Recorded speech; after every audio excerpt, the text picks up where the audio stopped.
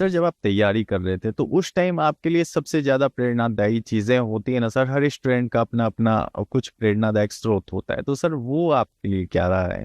प्रेरणा मेरे लिए हमेशा मेरी माँ रही है। ठीक है, तैयारी के दौरान में हर दिन मैं अपनी माँ से सारी चीज़ें डिस्कस करूंगा वहां पर कि आज ऐसा हुआ, आज ऐसा हुआ।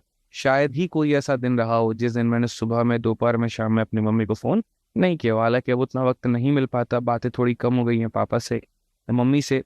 तो जब मैं उससे बात करता था, जब वो घर के सारे सिचुएशंस बताती थी, क्योंकि पापा कभी नहीं बताते थे, मतलब पापा शेयर ही नहीं करते थे क्या परेशानी है घर में, नहीं है क्या है, लेकिन मम्मी हमेशा शेयर करती थी कि आज ऐसे हो गया गांव में, आज पापा के साथ में ऐसे हो गया, अभी हमारे साथ में ये फाइनेंशियल इश्यूज चल रहे हैं। साथ में हम उनकी जब स्थिति देखते थे वहां पे, ठीक है, कि मेरे लिए वो दुनिया आकाश पाताल एक कर देगी। मतलब अब ऐसे समझ लो कि 10 रुपए मुझे भी चाहिए, 10 रुपए उनके दवा के लिए चाहिए, तो अपने दवा के पैसे को वो छोड़ करके वो 10 रुपए मुझे देंगे कि तुम अपने आप को कामयाब बना। तो मेरे मन में बस ये था कि जैसे करके इनकी स्थिति सुधारनी है, परिवार को ऊपर लेकर के जाना है, बेहतर जगह पर लेकर के आना है, समाज में एक अच्छा अपना नाम, अपना माँ बाप का नाम वो स्थापित करना है। तो सर मम्मी से एक बात याद आ रहा है कि आपकी मम्मी एक बार रांची भी गई हुई थी, ऐसा क्या कांड किया था आपने सर वहाँ पर? रांची गई, कोई कांड नहीं किया था। असल में मम्मी यार 6-6 महीना पे आते रहती थी। जी। तो उस टाइम पर ये था कि मेरे दोस्तों ने एक अफवाह फैला दी थी यहाँ पर, मतलब बीच में ऐसा हो भी गया था कि मम्मी से बात होती रहती थी, ठीक है। तो वो 1-2 बार उन्होंने फ़ोन कर लिया, फ़ोन किया तो मेरा फ़ोन बिजी आने लगा। ठीक है, रात में 1 बजे कॉल कर दिया, बिजी, किससे बिजी हो? तो मैंने कहा है कोई दोस्त है, बात कर रहा हूँ मैं। तो बहुत बिजी जा रहा है कॉल यहाँ पे। फिर मेरी मम्मी का आदत ही है ना, मेरे रूममेट्स का भी नंबर लेके रखती है। तो फ़ोन कर दिया, उसमें मेरा एक भाई था, ठीक है। और उसने ये कह दिया आंटी नए नए दोस्त बने हैं और दोस्त महिला मित्र है, ऐसे करके। तो फिर उन्हीं से सर बात करते रहते हैं, मतलब सर तो अभी नहीं, मतलब भाई बात करते रहता है, ठीक है। अब मम्मी को कुछ बोला नहीं, कुछ जाना नहीं, ठीक है, सीधा अगले दिन की ट्रेन पकड़ के यहाँ पे। बहुत मेहनत से पढ़ा रहे थे, उनको लगता है कि नया नया उम्र है, कहीं बच्चा फिसल ना जाए, कहीं टाइम वेस्ट ना कर दे वहाँ पे आकर के पर्टिकुलरली। और इतनी मेरी मम्मी मतलब स्मार्ट है, तेज है, आप ऐसे कह लो, ठीक है। उस लड़की का नंबर तक भी निकाल लिया फोन से, जैसे तैसे करके उसको फोन करके ये तक भी बोल दिया कि देखो मैं अपने बच्चे को जो है यहाँ लेकर के आई हूँ पढ़ाने, ठीक है, और मतलब पढ़ाना ही है उसको, उसको आगे कामयाब बनाना है, तो तुम ऐसा कुछ मत सोचना। और बस माजरा इतना सा था कि एक दिन उससे बात हुई थी, और बाकी दिन बस यहाँ पर ये था कि हमारा नेट नहीं चलता था, तो हम लोग फोन मतलब एक दूसरे को करके हम नेट स्पीड बढ़ाते थे। ठीक है, तो ये था, बस ऐसा कुछ था नहीं। ऊपर से उसके नजरों में हम और बदनाम हो गए। बस एक ही दिन बात हुई थी सर? नहीं है, मतलब दोस्त था नॉर्मल, और ऐसा क्योंकि उस समय समझ नहीं थी यार।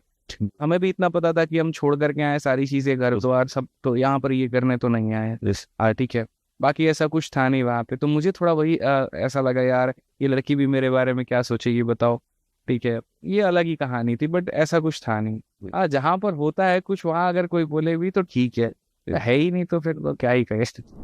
अच्छा सर, सीएचएसएल में आपने 114वां रैंक हासिल किया था sir. Math, reasoning, English 50 out of 50 sir, ये कैसे? मतलब तीनों सब्जेक्ट में 50 50 50।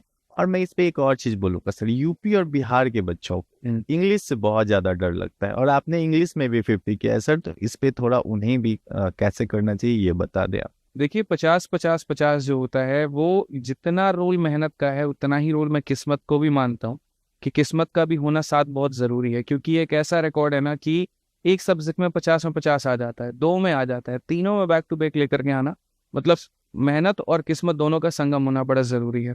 और मैंने कभी लाइफ में एक्सपेक्ट नहीं किया था कि मेरे पेपर में इतने मार्क्स आएंगे। ठीक है, ऐसे ही पेपर घूमते टहलते चला गया था सीएचएसएल का देने, क्योंकि हमारा झुकाव सीजीएल के लिए था। हमें ये भी पता था कि अगर हमारा सीएचएसएल लग भी गया तो हम उसको चूज नहीं करेंगे, वहां पर हम सीजीएल के लिए ही प्रिपेयर करते चलेंगे। तो जब वो पेपर देने गए तो बहुत कैजुअल था, मन बहुत शांत था, गलतियां होने की संभावना नहीं थी। जो नहीं आ रहे थे छोड़ छोड़ करके आगे बढ़ते गए। अंत में जब पूरा खत्म कर लिया, जब वापसी किए, तो जो सवाल नहीं बने थे बनाया। ऐसे ही लाइब्रेरी में बैठे हुए थे, फिर उसके बाद में दोस्त ने बताया कि सीएचएसएल का आंसर किया गया है। तो मैंने कहा ठीक है भाई, देख लेते हैं एक बार में। तो मैं बहुत ज्यादा बात नहीं करता था किसी से, तो मैंने आंसर की देखा, 84 तक मेरा कोई क्वेश्चन गलत ही नहीं था, सारे के सारे सही थे। मतलब मैं भी सरप्राइज था इस बात पे कि ऐसा कैसे हो गया।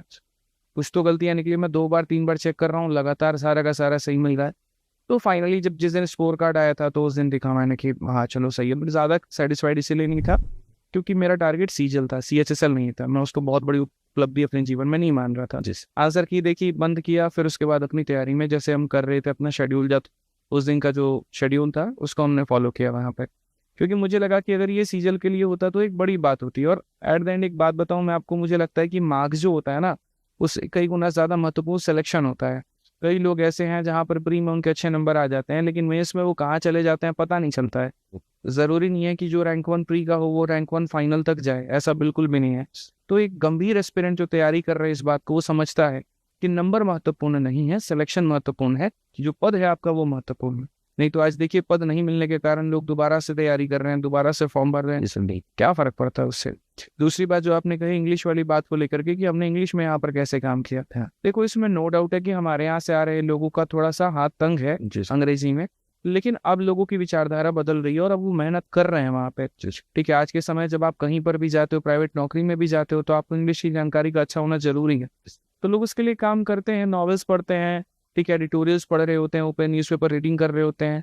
ठीक है, तो हमारी भी कुछ ऐसी कहानी थी, हम पता था कमजोर है तो कमजोर तो रखना नहीं है, हाँ बस ये है कि अपने आप को बेहतर करना है। दूसरी चीज जो मैंने अपनाई वो अपनाई संगत थोड़ी सी, मतलब जब इंग्लिश वाला जो था, मैंने मतलब रूममेट से ज्यादातर कोशिश हमारी ये होती थी कि थोड़ी बहुत चीजें, जैसे कोई भी वोकैबुलरी याद किया चिपका देंगे उसके ऊपर में, क्योंकि अगर बोलचाल नहीं सुधराना है तो वो बड़ा ट्रबल मारेंगे, तो वो भी थोड़ा सुधरना जरूरी है। नहीं तो पता चले पढ़ाई कर रहे हैं, पूरा वोकैबुलरी रट रहे हैं और रात में कार्य मंटुआ का हलवा तो वही चल रहा है, तो फिर वो गड़बड़ करेगा थोड़ा। मुझे लग रहा है थोड़ा उसके ऊपर में भी काम करना चाहिए। अच्छा सर, आप जिस तरह आपने हमेशा रिजल्ट दिया सर, तो आप अपने रूटीन को और एक डिसिप्लिन जो होता है स्टूडेंट लाइफ में वो कैसे मेंटेन करते थे सर? क्योंकि यहाँ बच्चे क्या होता है ना कि रूटीन रोज उठेंगे, दीवार पे चिपकाएंगे और उसे फॉलो नहीं करेंगे। अगर कर भी लिया ना सर तो 1 से 2 दिन, उसके बाद वो फिर भूल जाते हैं कि भाई मैंने रूटीन भी चिपकाया है। वो कैसे सर, एक वो डिसिप्लिन आप मेंटेन कैसे? मुझे लगता है कि रूटीन कुछ नहीं होता है, मैं आपको दिल से बता रहा हूँ, काम इंपॉर्टेंट होता है। अगर आपको दिख रहा है कि हाँ मुझे ये टॉपिक पढ़ना है तो फिर आप पढ़िए। मैंने लाइफ में बहुत ज्यादा रूटीन, हाँ ये होता था रूटीन में, मैंने अब ये नहीं किया मैंने कभी कि 6 से 7 ये पढ़ रहा हूँ, 7 से 8 ये पढ़ रहा हूँ, 8 से 10 ये पढ़ रहा हूँ, ऐसा नहीं होता था।